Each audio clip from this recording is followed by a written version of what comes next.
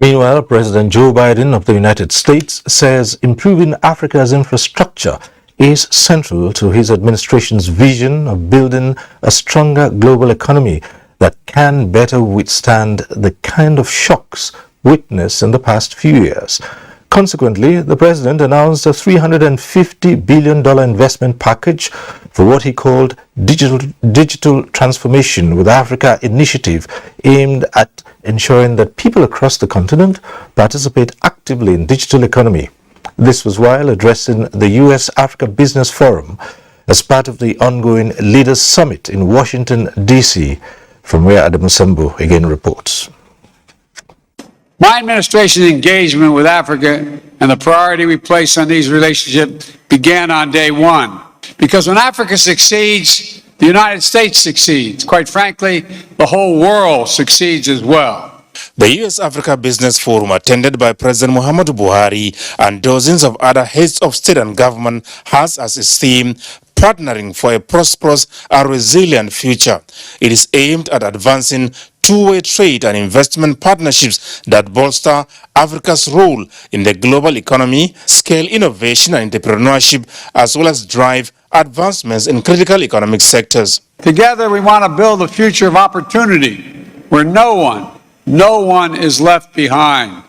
Today, I'm announcing that the U.S. International Development Finance Corporation is investing nearly $370 million in new projects, $100 million to increase the reliable, clean energy for millions of people in sub-Saharan Africa, $20 million to provide financing for fertilizer to help smallholder farmers, particularly women farmers, increase the yields of their crops, $10 million to support small and medium-sized enterprises that help bring clean drinking water to communities all across the continent.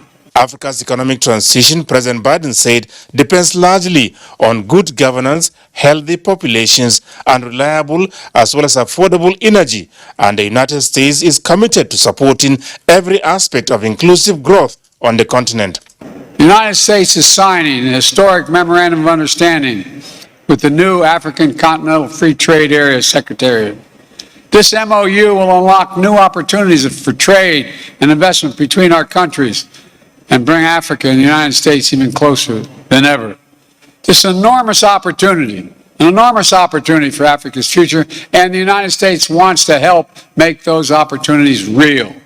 1.3 billion people and a continent-wide market totaling $3.4 trillion. During the forum, attended by business leaders from across the United States and Africa, several deals were signed as a concrete proof of an enduring commitment towards cementing new kind of partnerships between the United States and Africa that will spur shared success. I think the U.S.'s focus has been on moving the relationship with the continent from one of aid to one of trade, and then moving from trade to investment. And today they announced a $300 billion commitment via the IDC, which has been restructured, and now they want to make equity investments across the world with a big focus on Africa because of the opportunities. I think that we must commend our president, President Muhammadu Buhari, who has led a solid initiative to project the country on the international stage, and that's a big plus. And I think with initiatives of this nature, when the commitments the U.S. is making materialize into actual investments into the continent, Nigeria will get a large share of those investments. Afrexim today signed a $500 million commitment.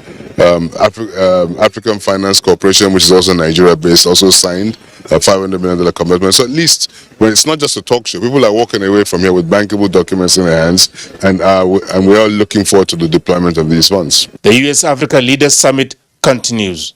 From Washington, D.C., Adamu Sambu, NTA News.